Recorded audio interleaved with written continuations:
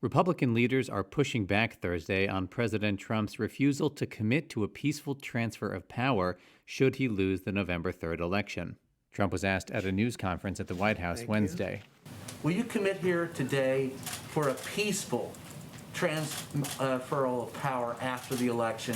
Well, we're going to have to see what happens. You know that I've been complaining very strongly about the ballots, and the ballots are a disaster. Get rid of the ballots, and you'll have a very peaceful.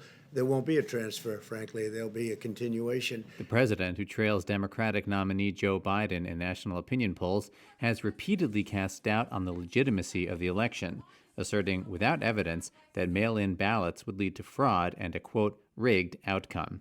And Trump calling to, quote, get rid of the ballots and arguing, quote, there won't be a transfer, there'll be a continuation, rankled Republican leadership.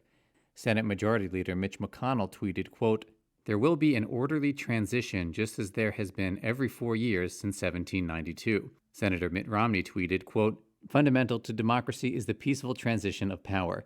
Without that, there is Belarus. Senator Marco Rubio, quote, as we have done for over 2 centuries, we will have a legitimate and fair election. It may take longer than usual to know the outcome, but it will be a valid one. In 2016, trailing Hillary Clinton in the polls, Trump also raised questions about whether he would accept the results of the election. He went on to win the presidency, and yet still claimed without evidence that millions of illegal immigrants voted against him. Biden, speaking to reporters in Delaware Wednesday, said Trump's comments on the transition of power were, quote, irrational. Only concern I have is what he'll try to do to ruin this election. There is no concern for mail-in ballots. And by the way, he sits up in Washington in the Resolute desk and he mails in his ballot to vote absentee in Florida. Trump also said at the White House Wednesday that he believed the election might be decided not at the ballot box, but at the highest court in the land.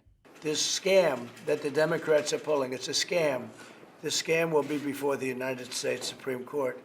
And I think having a 4-4 situation is not a good situation. The president is pushing to replace the seat vacated by the death of liberal Ruth Bader Ginsburg quickly and says he will announce his pick on Saturday. A Senate confirmation vote before the election would seal a 6-3 conservative majority on the court.